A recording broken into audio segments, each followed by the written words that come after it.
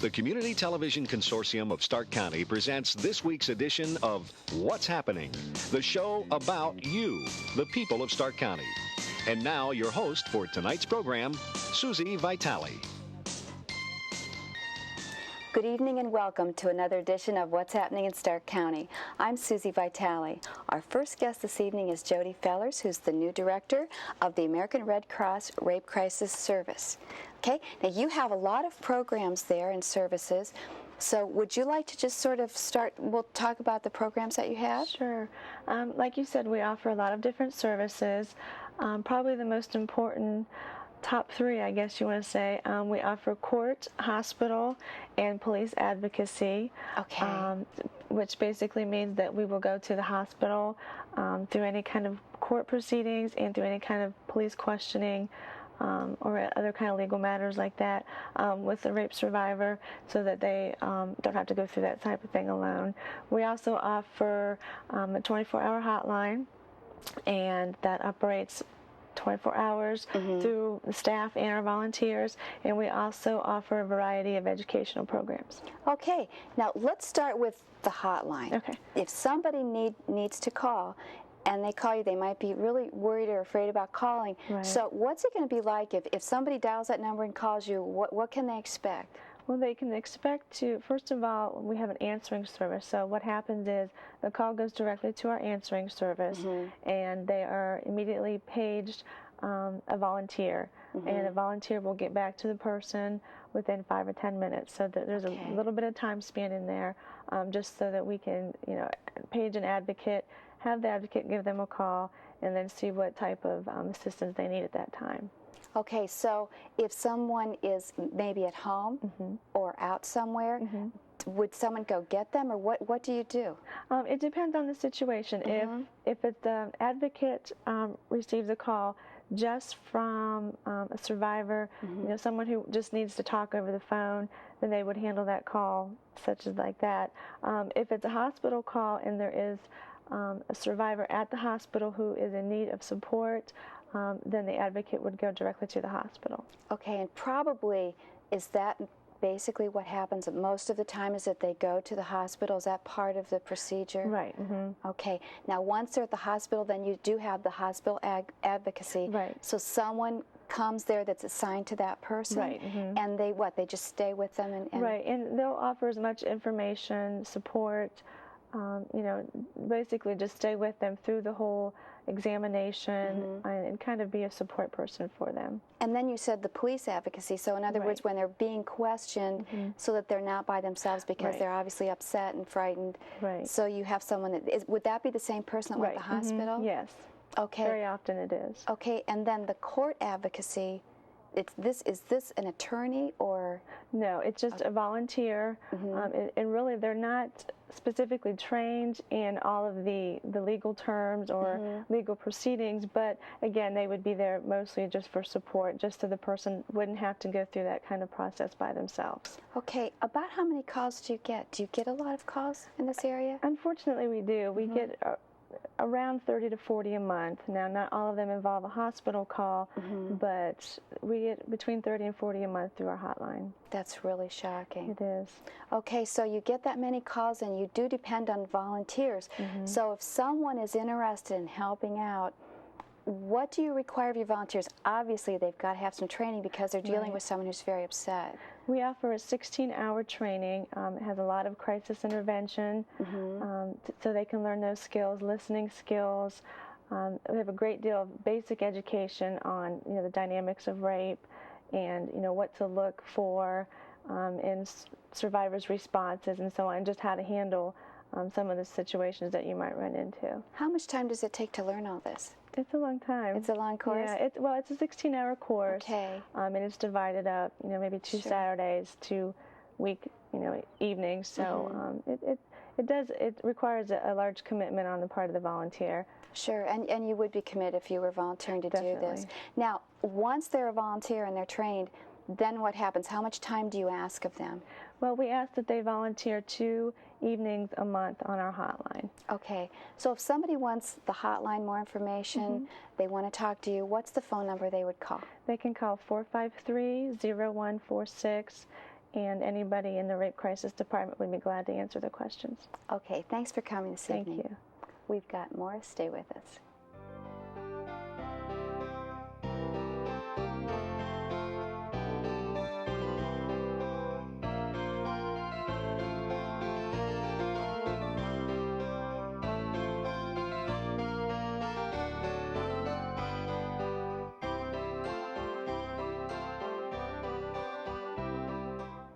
Our next guest is Greg Richardson, who is the Director of Multicultural Services at Malone. We're here to talk about an event that's coming up in January, which is your Martin Luther King Day services. So do you want to talk about that? First of all, what is the purpose of having this day? Martin Luther King Day fits into our celebration activities for Dr. King, and also just in our general education efforts in multicultural services at Malone College. Throughout the academic year, we have different events and activities that are designed to enhance and increase the awareness and the knowledge of students about different multicultural issues. And Martin Luther King Day fits very nicely in the middle of the things that we have going on in the fall semester and helps us to transition into the spring semester. The day is marked by a chapel speaker who's going to be coming in, who's Dr. John Lee, who's a professor at Calvin College.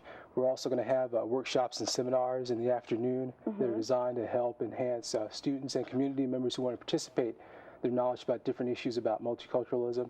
And also there's going to be a gospel concert that we sponsor in the evening at First Christian Church. Well, let's talk about some of these things in detail here. First of all, there's apparently a breakfast in the morning for the faculty, though. That's just for the faculty. Yes. So that's closed to the public, is that right? Yes, that's correct. Okay. And then from that point, you go to the chapel? Yes. Okay, now at that point, it's open to students and the public? Yes, it is. Okay. Yes, and what time is that service? Do you know? Chapel service begins at 10 o'clock. Okay. And that's going to be held at First Christian Church, which is very near to Malone College campus. And people can access that in the public from 25th Street. Okay. And then after the chapel, then obviously there's the lunch? Yes, lunch is going to be held from 11 to 1. That's going to be in Centennial Center. For those who are interested in attending lunch, there is a cost of $6.05 for that. But during the lunchtime as well, both of Malone College's jazz bands will be performing. Okay, so these are jazz musicians that are actually students at Malone. Yes. They're going to be playing at $6.05 is really good for lunch. And do they need to make reservations, or did they just show up at the Centennial Center? They can just show up. They can just show up. If there are larger groups of people who are thinking about coming in, they could call in and make reservations ahead of time for us for count purposes. But if it's just a couple of folks who are coming in, it's no big deal. Okay, now which building there's so many buildings now at Malone, which building is the Centennial Center? Centennial Center is one of the newer buildings that's on campus, as you alluded to. As you drive on the campus, you'll come past Osborne Hall, and you'll drive on up campus past Randall Campus Center. Centennial Center sits up to the left, and it's the highest point on campus, just about, in terms of newer building. Just look for a building that's up high then. Yes, and it's very clearly marked as well. Yeah, there's some signs there that let you know how to get there and everything. Now, you do have these seminars then in the afternoon. So what kind of topics are you? There's 4 different ones? Yes. Okay. There are going to be 4 seminars that are going to be presented between 1 and 4 o'clock. Each seminar will be presented twice. The first presentation will be from 1 to 2:15. Then the second presentation will be from 2:15 to 3:45. The 4 topics to be covered are the Million Man March. We had 3 students from Malone College who attended the march, and they'll be giving their impressions. Oh, they can give a first-hand account. Exactly. So we're really excited to have them share with our campus community and the community at large. Then also one of our professors is going to be giving a presentation on the Brown versus Topeka Board of Education decision and its impact on education. There's going to be a presentation on environmental racism and also a presentation on the evolution of gospel music in America. Okay, and these are open to the public, to students, to anyone who wants to come. And is there a charge for these? No.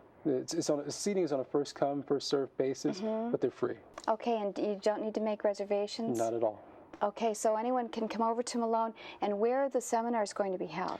The seminars are going to be held in 2 different sites. There are going to be one that's going to be held in the Stewart Room in the Randall Campus Center, and that's going to be the presentation on the evolution of gospel music. And the others are going to be held in Centennial Center and possibly College Hill. But those will be, the information on where the seminars are going to be held will be given out at lunchtime. Okay, we've got less than a minute left, believe it or not. But there is going to be also a gospel concert in the evening. So there's a lot going on. If somebody wants more information about all these events, can they call you? Okay, and who would you're Greg Richardson? Yes. And what's the phone number? They can reach me at 471-8328. Okay, and you can give them information about the seminars, the lunch, the gospel concert, which, by the way, who's going to be singing at that? Do you know yet? Yes, one of the groups that will be there is the Urban League Community Choir, and they're going to be headlining along with some other groups locally and some from around the state as well. Oh, can you give us that number one last time? Sure. Once again, the number is 471-8328. Okay, thanks for coming this evening. You're very welcome. Next up, we have Heritage Christian Schools. Stay with us.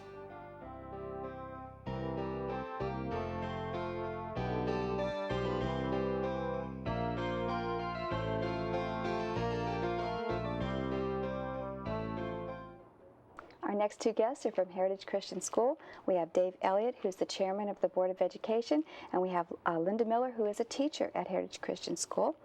First of all, there is a history to the building that you're in. Do you want to talk about the location? Sure. Heritage Christian School started in 1968 at Christian Tabernacle in Canton, Ohio, and in 1979 we moved into what is always referred to as the old Lincoln High School, and that's where we've been since 1979. Okay, so you have a lot of room in that building. Yeah, we can hold quite a few. We have about 600 students there right now, K through 12. Okay, so that's the class age that you have. You have all the way from kindergarten through the 12th grade. That's true. Okay, and do you have daycare there as well? We also have a daycare that operates in the basement. Okay, so if somebody has brothers and sisters, it's convenient right. for them to drop off the brother and sister We're as full well. service. We can take them from 18 months all the way up to high school. Okay, now, Linda, you're a teacher there. What do you think makes Heritage Christian School unique? I would say it's the students, definitely. And then the wonderful parents that are very supportive of what we're trying to do there at the school. Okay, now you have a full range of extracurricular activities, is that correct? That's right. And we have a full, about 200 students in the secondary from 7 to 12, and we offer for boys and girls the full array of high school activities: soccer, basketball, baseball, and golf. Do you have things like choir and that sort of thing? Oh yeah, we specialize in the fine arts, and we put on a Christmas program and, of course, a play once a year and so on. Fine arts is a big part of the school system. Okay, now there are things that you don't have, though, at Heritage, so do you want to talk about that? Yeah, I did mention that to you on the phone. Some things that we don't have at Heritage: we don't allow smoking or drinking. We don't have drugs. We don't have gangs. We don't have unruly students. We have a discipline code that was in place to honor the Lord Jesus that we serve, and we expect our students to act appropriately. Okay, well, that's really nice. You said you don't even have locks on your lockers, which That's true. There's a lot of lockers that just no locks at all. We pride ourselves in that. That's really great. I've been there and seen the students going through the halls, and they're really well-behaved students. It's really nice, but there's a nice, it's a nice feeling, though, as well. You know, it isn't like they're just marching along. No, we try to have a wholesome Christian atmosphere for growth and learning. Now, Linda, as a teacher, do you want to talk about your students a little bit? Like, what grade do you teach? I teach second grade, 7 and 8-year-olds. Okay, and what sort of students do you have? How many kids are in your I classroom? have 19 children, and I have children that are very eager to learn, but I have children that are children. So we spend a lot of time talking about appropriate action, making wise choices. And one thing that helps us make those wise choices would be our weekly chapels that we have every Thursday morning. And this is a time to hear scripture read, have an opportunity to pray, have some time of singing. Different classrooms take time to perform for the chapels. We bring in speakers. And it's a time to just really gather together as the elementary program for us and just give honor and glory to the Lord. I'm sure that really makes a difference in your students. It makes a real big difference. And just a few weeks ago, following one of our chapels, I had 3 of my students that went forward desiring to know more about the Lord. And we had an opportunity to read scripture, and pray together, and talk about the decision that they wanted to make, and that was to invite Jesus Christ into their heart. That was thrilling as a teacher to see the children do that. Oh, I imagine. That's really great. Now, as the chairman of the Board of Education, obviously you've chosen to do this. You obviously have a lot of care for the school and for what's going on there. Do you want to talk about that a little bit? We only have a minute left. Okay, sure. Well, to put it in a nutshell, my children have been at Heritage for 10 years. My daughter's a sophomore. I have a son who's 7th grade, and one that's in this lady's 2nd grade class. And it's the wholesome Christian atmosphere and the nurturing that the children get there it just makes it a wonderful place to take your children. And currently, we're in a growth stage at Heritage. We've grown over 100 students in the last 2 years. That's incredible. And part of that is from a program where we offered a discount to new students and a discount for families that would refer new students. So basically what's happening is we have people sharing the blessing of Heritage, and in doing that, the thing is growing. It's just a beautiful thing, and it's a beautiful place to have your children. That's really great. Now, if somebody wants to call the school and get more information about enrolling or any of these other things, would you give the phone number? Certainly. The number is 452-8271. Okay. And the receptionist would be glad to give you as much information as possible. And we would invite anybody from the public to come down and visit a chapel service or even a classroom and just see what we do and what it's like.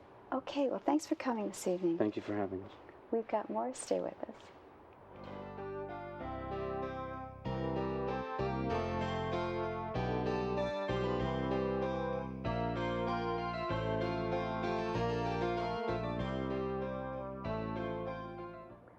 Our next two guests are from Malone. We have Dan DePasquale, who is the coordinator of marketing and enrollment, and Ron Sparling, who is the director of graduate studies in business. We're here to talk about your graduate school. So first of all, there are several degrees now, master's degrees that Malone is offering. So do you want to talk about those? What degrees do you offer? Sure. Susie, we've kind of rounded out our graduate school by adding the business program just recently. But we've been offering a master's degree in education and Christian ministries. And it's kind of just a quick historical perspective. The school was founded in 1892. The graduate school of Malone College became a formal unit of the college in 1992, so 100 years later. So just to kind of give some perspective, and we're excited about a new program in business that we're going to be starting January 8th, 1996. Okay, now what degrees did you already offer? You had the one in education, master's degree in education, that has several different cores. There's many programs that people K through 12 would find of interest, curriculum and instruction, for example. Also within the education master's program are degrees in counseling, community counseling and school counseling, and then our master's degree in Christian ministry. Okay, Pat and I are both interested in your graduate school, and I called and asked to be sent one of these brochures, and it's like a booklet, and I saw that there were so many degrees within the degree that you could get. Right. So you get this really wonderful, explains really a lot from this booklet. So it's really great. Now, this is designed for adults or working people? That's correct. Is that correct? Yeah, typically in a graduate school, the average age is mid-30s, but we have a student who is retired and came back to school in the Christian Ministries program. So it's for people who are interested in lifelong learning. Now, I saw this article about Malone offers new. Susie Thomas has been doing her job, and would you like to talk, Ron, about your newest graduate degree? Well, this is the newest graduate degree. We've just gotten the approval from the necessary accrediting agencies in the last 3 weeks or so, so we've been conducting a flurry of activity trying to get applicants ready to start the program when we begin offering classes in January.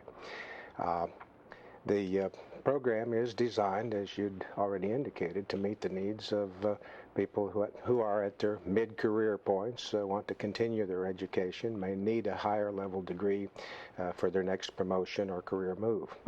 The program will be offered at night. It'll be offered in a way that individuals can minimize the conflict with family responsibilities, church responsibilities, and so forth. They can give up one night a week, starting in January, Monday. In 2 years, we'll have them through the degree program. Now, this has been in the planning stages for quite some time. It's not like you just got permission to do it and you've thrown this together. This has been a long time planning. Oh, there's been an enormous amount of planning involved in getting the program ready to go. As Dan said, the graduate school dates back to about 1990, 91, or 92, and I think the planning for the MBA program has filled up much of that time span in the last 3 or 4 years. Okay, now, I saw in the paper that there were already students enrolled, and since you're in charge of enrollment, how do you enroll? If you're interested in enrolling in graduate school at Malone, how do you do it? Sure. Well, they need to contact us and get some information. We'd be glad to send out catalogs and explain the admission process. One thing I might just add to what Ron was explaining about the program, we're using a group approach for the MBA. We use the word cohort, but what that simply means is that a group of students, 20 to 25 students, will begin the program and go through together. That's so great. It's a great thing for adult students because you get a chance to interact, learn from each other, build relationships, and the group dynamics, especially in a business program, really just enhance the whole learning process. But students, if they call, we can explain the admission requirements. Obviously, you need a 4-year degree for admission to the MBA program. It doesn't have to be in business. Right. We have students that are in other settings than business. Now, they may have some prerequisite courses, and we can advise them, and we do offer what we call bridge courses. Okay, we're out of time, believe it or not. What's the phone number if people want to call? We don't want to leave that out. What's the phone number? 471-8210. Okay, and let us know how this is going. Come on back again. Be glad to. Okay. Thanks for having us. Thanks for coming. Next up, we have Pat Perkins with the calendar of events. Stay with us.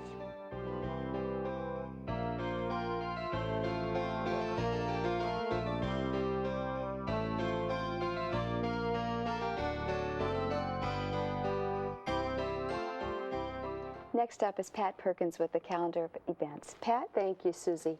The Quail Hollow State Park Camera Club meets the 2nd and the 4th Tuesdays at 7 o'clock at the Mansion. Guests are welcome. Meetings feature programs of instruction and entertainment. For more information on their meetings, you can call 877-6652 or 452-8085. Help foster the growth of a child. Learn how to become a foster parent through the Stark County Department of Human Services. For more information, you can call them at 438-8789. The North Canton Playhouse has 3 plays coming up the beginning of 1996. January 11th through the 27th, the production is Last of the Red Hot Lovers. On February 8th through the 18th, they're going to have Snoopy. And on March 7th through the 23rd, the production is Love, Sex, and the IRS. For more information and tickets, you can call them at 494-1613. The Elder Abuse Hotline number is 438-8998. Under the new system, calls will be answered and information taken by the intake staff and then forwarded to the Family Services to be investigated by its Adult Protective Services Unit. Again, that number is 438-8998. Pathway is now located at 2223 Fulton Road Northwest. Their new telephone number is 493-0083. Pathway is dedicated to helping neglected and abused children grow up to be happy, productive, and responsible adults. Again, that number is 493-0083. If you're having trouble getting help from a federal agency, U.S. Senator Mike DeWine has unveiled a toll-free hotline that will allow Ohioans to contact his staff for assistance in dealing with federal problems. That number is 1-800-205-OHIO, and it will ring to his office and they can help you from there. The Community Television Consortium of Stark County has volunteer opportunities for anyone interested in television production and broadcasting. Areas are available for trainees including public relations, marketing, screenwriting, camera and technical work, timekeeping, and floor manager. All you need is the desire to learn while helping our Stark County nonprofit, health, cultural, and educational organizations.